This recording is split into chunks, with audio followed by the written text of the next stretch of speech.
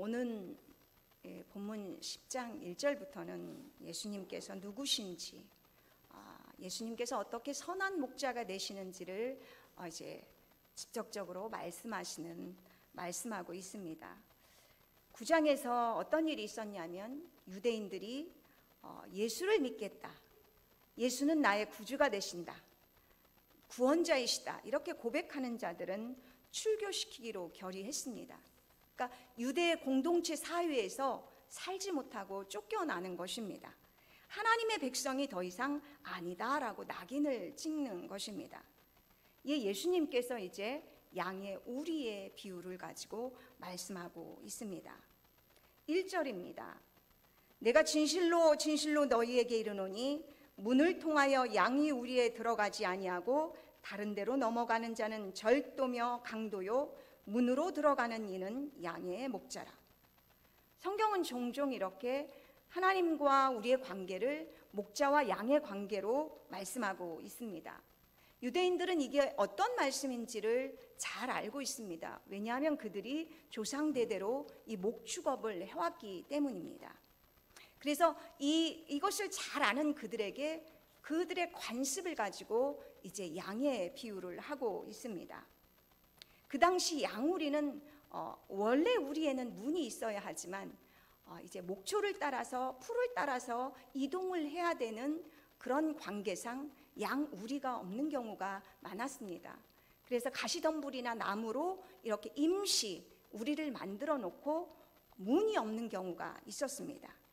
그러면 목자가 그 문이 친이 되어서 그 목자가 문이 되었습니다. 저녁이 되면 그 양들 한 마리 한 마리를 그 양으로 그 우리로 들여보냈고, 또 아침 일찍 일어나서 목자가 친히 또 그 양 우리에 앞서가서 한 마리 한 마리를 또 불러가면서 또 이렇게 목자가 앞서가면서 양들을 이끌었습니다. 특별히 이제 그 문에서 목자가 밤새 이제 언제 어느 때 그 양들을 습격해 올지 모르는 그 짐승들의 공격을 밤새 지키는 것이 이제 목자의 일이었습니다. 오늘 그런데 이제 1, 2절에서 이 목자를 이야기하면서 절도, 강도를 강조하고 있습니다. 그러니까 목자를 절도와 강도로 비유하고 있습니다. 문을 통해서 양의 우리로 들어가는 이는 목자입니다. 그런데 그 우리의 문이 아닌 그 담을 넘는 자들은 강도다, 절도다, 이렇게 비유를 과격하게 말씀하고 있습니다. 왜 예수님께서는 이렇게 살벌한 말로 목자를 향해서 강도다, 이렇게 강도다, 도둑이다, 절도다, 이런 표현을 통해서 말씀을 하시는 것입니까? 목자인 척하지만 실은 강도라는 얘기입니다. 목자인 흉내를 내지만 저들은 절도와 같은 일들을 하고 있다라는 말씀을 말씀하고 있습니다. 특별히 지금 유대 종교자들과 유대 지도자들이라고 자칭 말하는 그 바리새인과 세두가인들과 그 랍비들과 예수님의 관계는 매우 좋지 않았습니다. 특별히 유대 종교 지도자들은 스스로를 이스라엘의 영적 선생이다, 지도자다, 목자다라고 이렇게 여겼습니다. 에스겔서 34장에는 이 목자의 정의를 하나님께서 해주고 계십니다. 하나님의 양떼를 먹이고 인도하는 것이 그들의 일이라고 말씀하고 있습니다. 이스라엘의 목자가 맞다라고 하는 이야기이기도 합니다. 그런데 이렇게 자기만 배불리려고 하는, 자기만 먹는, 자기 배만 배불리려 하는 목자들이 태반이다라고 하면서 그들에게 화를 선포하셨습니다. 근데 예수님도 마태복음 23장에서 화 있을진저, 유대 종교 지도자들을 향해서, 바리새인들을 향해서, 사두가인들을 향해서, 지도자다, 선생이다, 목자라고 자칭하는 그들을 향해서 화를 선포하셨습니다. 그 중에 한 화가 이것입니다. 화 있을진저 외식하는 서기관들과 바리새인들이여, 너희는 천국문을 사람들 앞에서 닫고 너희도 들어가지 않고 들어가려 하는 자도 들어가지 못하게 하는도다. 천국문을 닫는 일을 한다는 것입니다. 천국문을 향해 들어가려고 하는 자들을 막아버리는 일들을 종교 지도자들이 지금 하고 있다라는 말씀을 하고 있습니다. 이처럼 유대 종교 지도자들은 하나님의 양떼를 다스리는 권한, 가르치는 권한을 받았음에도 불구하고 자신들의 이익을 위해서라면 강도처럼 수단과 방법을 가리지 않고 그들이 험악하게 강포함을 폭력을 행했다라고 하는 말씀입니다. 예수님은 이들을 대적했습니다. 제자들을 대적했습니다. 심지어 예수님을 이제는 십자가에 죽이기까지 한 이들이 바로 종교 지도자들이었습니다. 오늘 9장에서 치유받은 맹인을 보호하기는커녕 맹인은 가장 약자입니다. 그들을 보호해야 할 책임이 저들에게는 있었습니다. 그런데 예수를 믿는다라는 이유로 지금 공동체에서 쫓아낸 것들을 보고 예수님께서 이제 이 비유를 통해서 진짜 목자가 누구냐, 이 양의 우리의 비유를 말씀하고 있는 것입니다. 그런데 양의 우리의 비유를 말씀하셨지만 아무도 이것을 깨닫는 자들이 없었습니다. 그래서 예수님께서 이제 직접적으로 내가 누구인지를 이제 말씀하고 있습니다. 요한복음 10장 7절입니다. 그러므로 예수께서 다시 이르시되 내가 진실로 진실로 너희에게 말하노니 나는 양의 문이라. 양의 문이 누군가? 내가 양의 문이다. 내가 양떼들의, 하나님의 원 양떼들의 소유주는 하나님이신데 그 양떼에 그 지키고 돌보는 그 문에서 밤새 그 양들을 보호하고 지키는 목자가 누구냐? 내가 양의 문이다. 이렇게 예수님께서 친히 선언하고 계신 것입니다. 그럼 양의 문이다라고 했을 때 그런 의미가 무엇인가 하는 것입니다. 구약의 모든 제도와 의식과 절기와 선지자들의 예언과 약속들은 그리스도 메시아에게 결론을 맺습니다. 메시아 예수 그리스도가 성취되고 있습니다. 문인치하며 그동안 먼저 왔던 모든 사람들, 지금 지도자인 척, 목자인 척하는 현재 바리새인과 세두개인들은 전부 다 문이 아니라는 말씀인 것입니다. 구원의 문제로 내가 구원의 주체가 된다, 문인 척하는 모든 이단들은, 지금까지 왔던 모든 이단들은 그 문이 아니라는 말씀입니다. 이들은 절도요 강도라는 것입니다. 오직 문을 향해서, 문을 통해서만 들어가는 자가 목자라고 하는 사실입니다. 그런데 지금까지 구원자라고 왔던 모든 자들, 내가 하나님의 양무리의 지도자라고 했던 자청했던 바리새인들, 사두개인들은 담을 넘어놓은 도둑처럼, 강도처럼 그들은 절도요 강도라고 예수님이 말씀하고 있습니다. 그 하나님의 양무리의 문은, 목자가 그 만들어놓은 우리의 문은 항상 하나입니다. 그렇다고 한다면 예수님만이 유일한 그 양들의 출입 문이라는 그 의미가 또한 있습니다. 9절에 그런 말씀을 하십니다. 내가 문이니 누구든지 나로 말미암아 들어가면 구원을 받고 또는 들어가며 나오며 꼴을 얻으리라. 양의 문이 하나인 것처럼 예수님은 유일한 생명의 구원의 문이라고 하는 것입니다. 유일한 생명의 문입니다. 하나님께로 가는 유일한 문입니다. 하나님 나라를 들어가는 유일한 문입니다. 생명과 구원의 유일한 문이 예수님이 내가 문이다 라고 선언하고 있습니다. 유일하다라고 하는 것은 문이 하나뿐이다. 그렇다고 하면 이건 진리다, 참이다, 그런 의미가 있습니다. 생명과 구원을 얻는 유일한 문이 바로 예수 그리스도임을 그리스도가 스스로 선언하고 있는 말씀입니다. 10절입니다. 도둑이 온 것은 도둑질하고 죽이고 멸망시키려는 것뿐이요 내가 온 것은 양으로 생명을 얻게 하고 더 풍성히 얻게 하려는 것이라. 구원의 다른 말은 생명입니다. 도둑의 목적은 무엇일까요? 자기의 유익입니다. 양들에게 무엇인가 있는 것을 탈취하기 위해서, 빼앗기 위해서 자기 것으로 만들기 위함인 것입니다. 지금까지 구약의 많은 지도자들이 그런 이스라엘 백성들의 것을 탈취하고 약탈했습니다. 그러나 그리스도가 오신 목적은 양들의 생명 때문임을 지금 말씀하고 있는 것입니다. 그들의 생명을 더 풍성케 하시기 위해서 그리스도가, 예수님이 오셨다라고 그가 오신 목적을 선언하고 있습니다. 그렇다고 한다면 하나님 양 무리의 그 양의 문이신, 그 문의 실체가 되신 예수 그리스도를 지금 선한 목자다라고 지금 또한 선언하고 있습니다. 11절부터 계속해서 나는 이제 양의 문이다, 그 양의 진짜 문이다 라고 선언을 하시고 나는 선한 목자다 라는 선언을 하고 계십니다.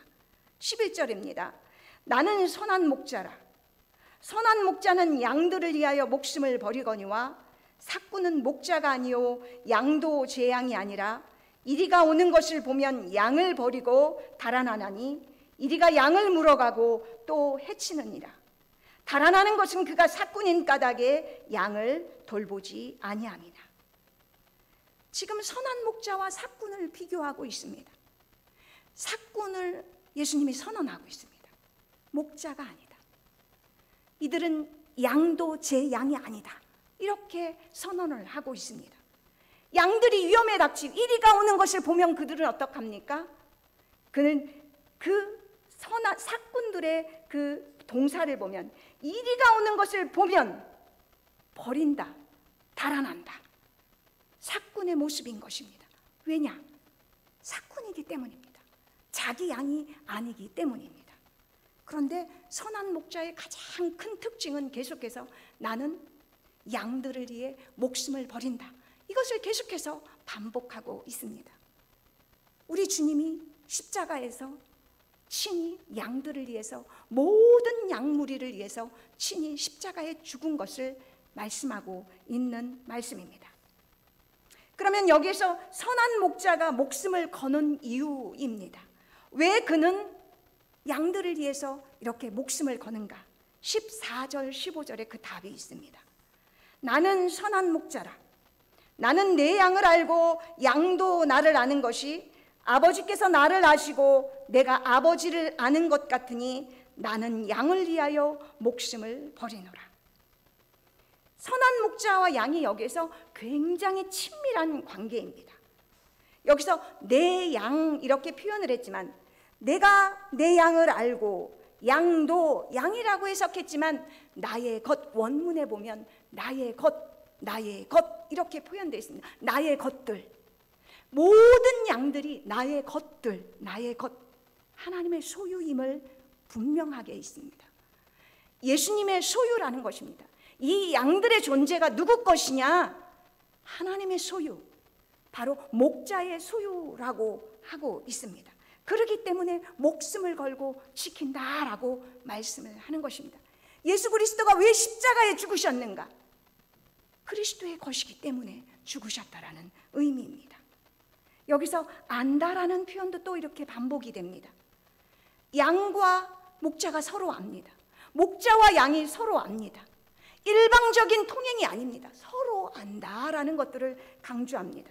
여기서 안다라는 것들은 상호 경험을 통해서 아는 것입니다. 부부가 서로 친밀함을 통해서 부부임을 아는 것처럼 경험을 통해서 아는 것입니다. 예수님과 양들이 어떻게 아는가? 서로가 안다라고 아는 것입니다. 경험을 통해서 압니다. 그런데 이것이 어떻게 아는가? 우리 예수님은 자기 양들을 잘 압니다. 양들 한 마리 한 마리를 불러낼 때 이름을 불러준다고 합니다. 개똥이면 개똥이, 점박이면 점박이, 이렇게 양들에게 그 특징을 정확하게 아시고 그 이름을 불러줍니다. 우리 예수님은 제자들에게 이름을 많이 불러주셨습니다. 삭개오를 처음 만났을 때도 삭개오야, 내가 네 집에 유하여야겠다. 자기 양을 아시는 것입니다. 삭개오야, 마리아야, 라보니, 서로 알아봤습니다. 베드로를 향해서도 그렇게 내가 시몬이 아니고 이후부터는 베드로라. 그가 어떠한 삶을 아실 것을 아셨기 때문에 그렇게 말씀하시는 것입니다. 나다나엘을 보고도 이는 참 이스라엘 사람이다. 빌립이 너를 부르기 전에 네가 무화과 나무에 있을 때 알았다 라고 말씀을 하십니다.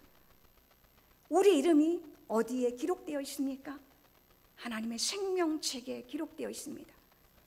우리의 이름 안에는 우리의 인생이 들어있고 하나님과 우리가 어떤 관계임을 정확하게 그 이름 석자 안에 들어 있습니다.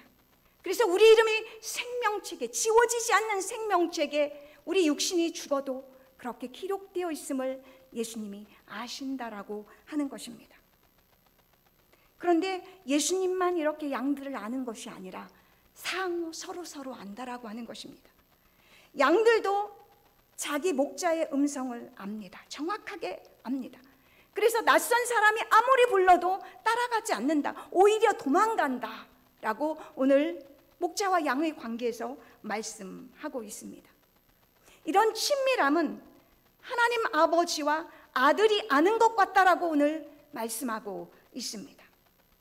예수님은 자기 양을 알고 양들은 예수님을 아는 것이 하나님 아버지가 그 아들 예수 그리스도를 아는 것과 같다라고 말씀하고 있는 것입니다. 30절에 보면 예수님은 아버지와 나는 하나다라는 표현을 합니다. 그렇다고 한다면 예수님과 우리는 하나인 것입니다. 우리가 잃어버린 양 하나가 한 마리 없어져도 되는 그런 양이 아니라 목숨과 같은 예수님과 나와 결부되어 있는, 생명이 더러 결부되어 있는 하나라고 보는 것입니다. 아버지와 아들이 하나라고 하는 것은 동등한 하나님이시라는 뜻도 있습니다.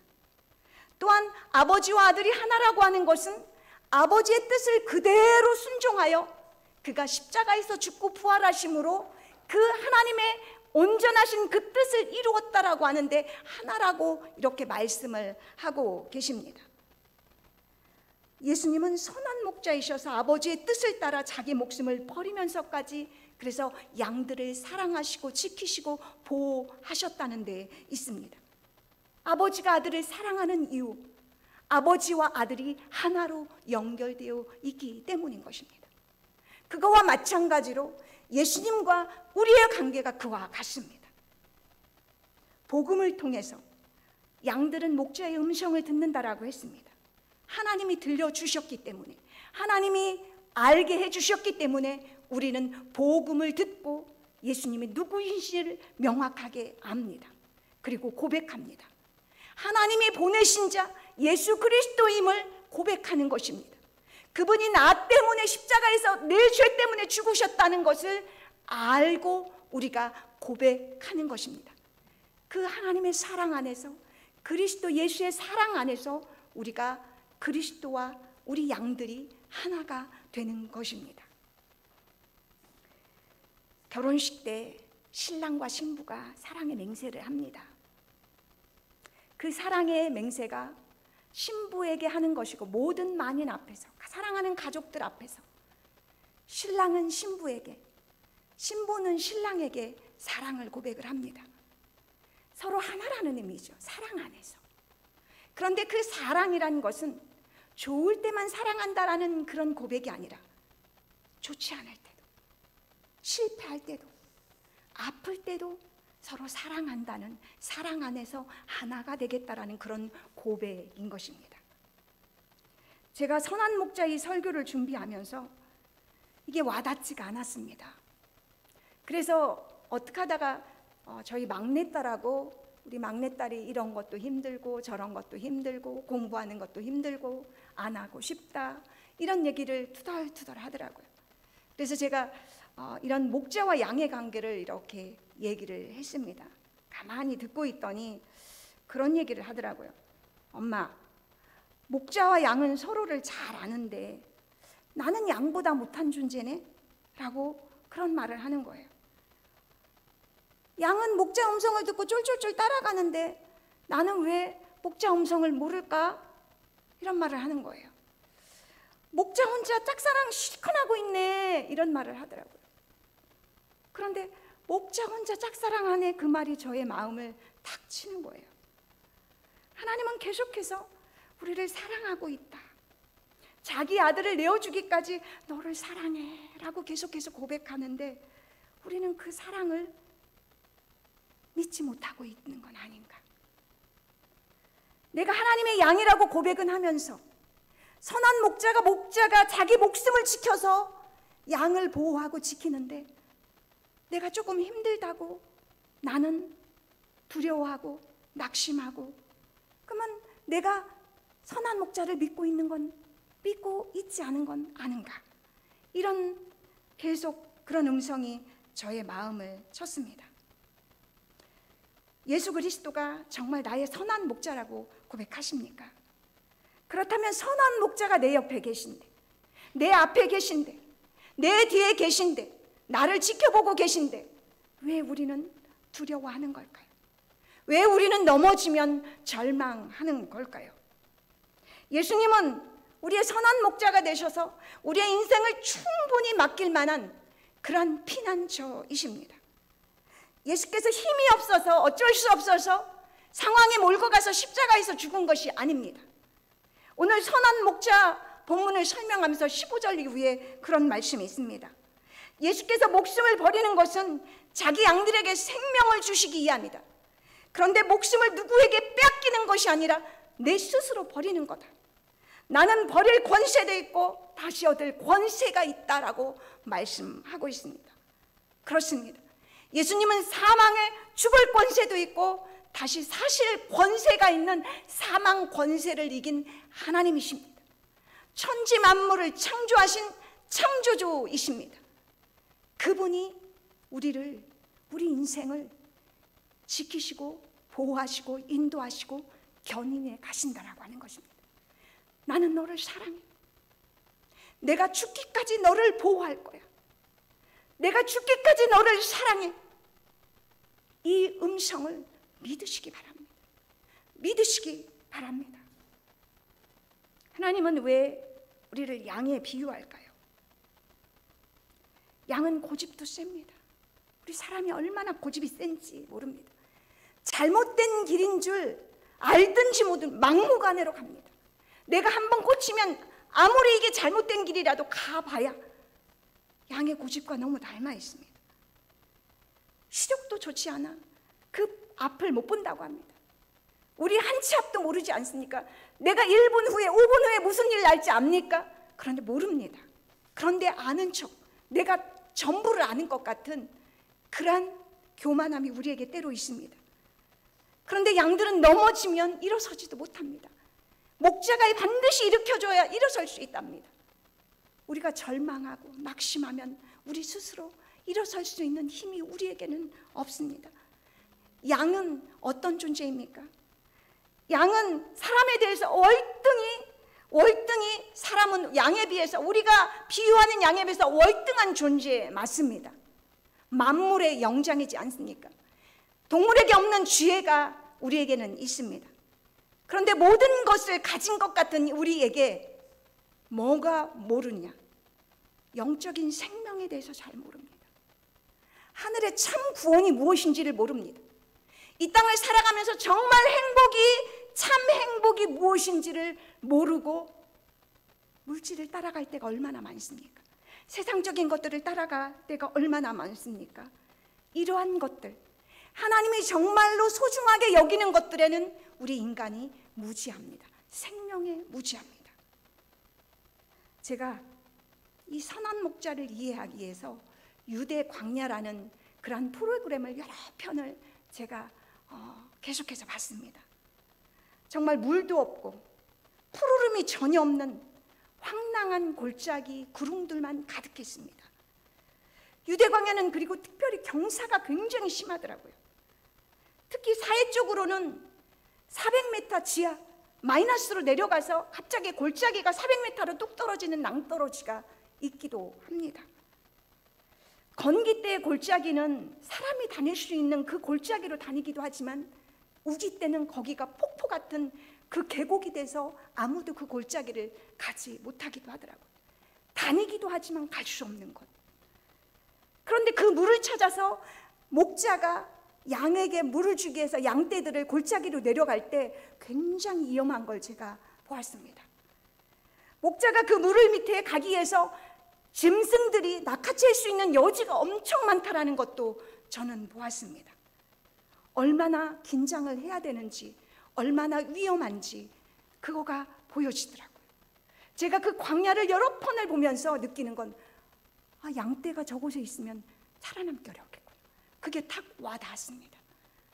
그래서 예수님께서 잃어버린 양의 비유를 통해서 유대 광야를 비유로 배경으로 하는 것이구나 라는 걸 깨달았습니다. 양이 양우리를 벗어난다는 것, 목자를 잃어버렸다는 것, 유대 광야에서 홀로 남는다는 것, 그것은 죽음과 직결되는 것이라는 걸 제가 광야를 여러 편을 보면서 깨달은 것입니다. 제가 조금이나마 양이 목자를 찾기 위해서 얼마나 수고를 하는지, 그가 얼마나 어려움을 겪고 양들을 찾아내는지를 조금이나마 이해하는 계기가 되었습니다. 구약에서 우리는 시편 23편을 빼놓을 수가 없습니다. 다윗이 이런 선한 목자라고, 여호와가 나의 선한 목자라고 이렇게 고백하지 않습니까? 여호와는 나의 목자시니 내가 부족함이 없으리로다. 그가 부족함이 없었던 단 한 가지 이유는 그가 풍족해서도가 아니고 왕이었기 때문이도 아니고, 그는 단 한 가지, 여호와가 나의 목자셨기 때문에 부족함이 없었다라고 고백을 하고 있습니다. 우리가 잘 아는 것처럼 다윗은 사망의 음침한 골짜기가 굉장히 많았습니다. 다윗은 10년 이상 사울을 통해서 도망자 신세였습니다. 심지어 이방 땅으로, 자기의 원수였던 나라로 도망가서 미친 척을 해야만 했습니다. 그는 또한 간음자였고 살인자였습니다. 그 결과 집안의 칼이 끊어지지 않았습니다. 왕이 되어서 그는 내 아들의 죽음을 보아야만 했습니다. 자기 왕자리를 자기 아들에게 찬탈하는 비극을 맛보야만 했습니다. 그리고 다른 지파로부터, 세바로부터 또한 반역을 겪는 그러한 일들을 겪으면서 수많은 사망의 음침한 골짜기를, 그는 인생의 굽이굽이 골짜기를 걸어갔습니다. 그렇지만 그는 그런 고백을 합니다. 내가 사망의 음침한 골짜기를 다닐지라도 해를 두려워하지 않을 것은 주께서 나와 함께 하심이라. 주의 지팡이와 막대기가 나를 안위하시나이다. 선한 목자이신 지팡이와 막대기가 그를 붙드시는, 언제나 붙드심을 그는 경험했다는 것입니다. 그가 일평생 이런 사망의 음침한 골짜기를 지나면서 그가 마지막 절에서 그런 요약을 합니다. 내 평생의 선하심과 인자하심이 반드시 나를 따르리니 내가 여호와의 집에 영원히 살리로다. 그의 평생에 그를 따라다녔던 것, 주의 선하심과 인자하심이라고 고백합니다. 그의 선하심과 인자하심이 무엇일까요? 다윗에게는 사울 왕을 죽일 기회가 있었지만 하나님의 기름 부음 자다, 그것 때문에 그는 그것을 거절했습니다. 하나님의 율법을 귀하게 여긴 것입니다. 하나님의 말씀을 귀하게 여긴 것입니다. 그가 훗날 요나단과 사울이 죽었을 때 활의 노래를 통해서 진심으로 애통하는 것을 보면서 그가 사울을 용서했음을 볼 수가 있습니다. 그는 자신의 선을 악으로 갚았던 나발을 그는 죽이지 않았습니다. 다윗이 도망자로 있을 때 자신이 마음처럼, 자신처럼 억울한 자, 마음이 원통한 자들이 수많이 몰려들었습니다. 400명, 600명이 몰려들어서 하나님께서는 그를 그 유대의 왕으로 지도자의 길을 걷게 하기도 하셨습니다. 목자로서 섬긴다는 것이 무엇인지를 친히 경험하게 한 것입니다. 왕이 되고 다윗이 간음죄를 나단 선지자가 지적할 때도 그것을 받아들였습니다. 그 죄악으로 인해서 압살롬이 반역할 때, 세바가 반역할 때도 그는 철저하게 회개하는 모습을 보였습니다. 그리고 하나님만을 의지했습니다. 다윗의 인생에서 사망의 음침한 골짜기가 반복되어도 다윗은 하나님만을 의지했습니다. 이것이 은혜입니다. 악을 악으로 갚지 않는 것, 악을 선으로 갚는 것, 용서하는 것, 사랑하는 것, 이것이 은혜가 아닙니까? 이것이 생명이고 구원이지 않습니까? 하나님의 말씀을 의지하는 것, 하나님의 음성을 기울이는 것, 사람의 소리를 통해서도 하나님의 음성으로 들을 수 있는 그러한 겸비함이 겸손이고 자비고 하나님 앞에 은혜 받은 자가 아닙니까? 그는 나의 죄를 피하지 않고 그 죄를 대면하기도 했습니다. 그래서 하나님 앞에 철저하게 회개하는 그 모습이 하나님 앞에 진정한 양의 모습이 아닙니까? 그는 숱한 고난 속에서도 하나님의 음성을 듣고 음성을 들으려고 했고 하나님만을 의지한 것, 그것이 바로 다윗의 하나님께서 붙들어 주셨던 선한 목자의 자비하심과 인자하심이 평생 그를 붙잡았다라고 고백하고 있습니다. 하나님의 은혜 안에서 다윗은 선한 목자와 하나가 된 것입니다. 그 하나됨이 그의 숱한 골짜기 안에서의 그 경험을 통해서 더욱더 완전하게 온전하게 하나님의 어린 양이 되어간 것입니다. 우리를 향한 하나님의 선하심의 하이라이트는 무엇입니까? 우리에게 목자 되신, 목숨을 거시고 우리를 지키시고 돌보시는 선한 목자가 우리 곁에 있다라는 것. 그래서 우리가 그분을 믿고 따를 수 있다라는 것, 그것이 아닙니까? 오히려 그것이 전부일 수 있습니다.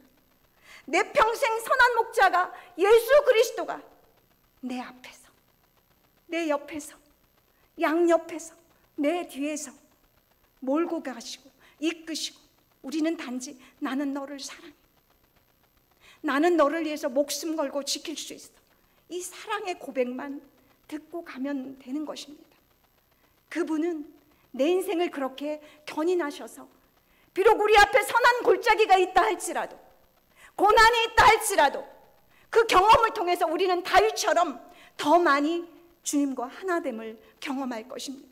은혜를 경험하게 하셔서 그 생명을 알게 하시고 그 구원이 무엇인지를 알게 하시고 은혜가 무엇인지를 진짜 알게 하셔서 정말 그리스도와 동등된 모습으로 그렇게 자라나는 믿음의 영적 성장을 하나님이 꿈꾸시며 우리를 견인해 가실 것입니다.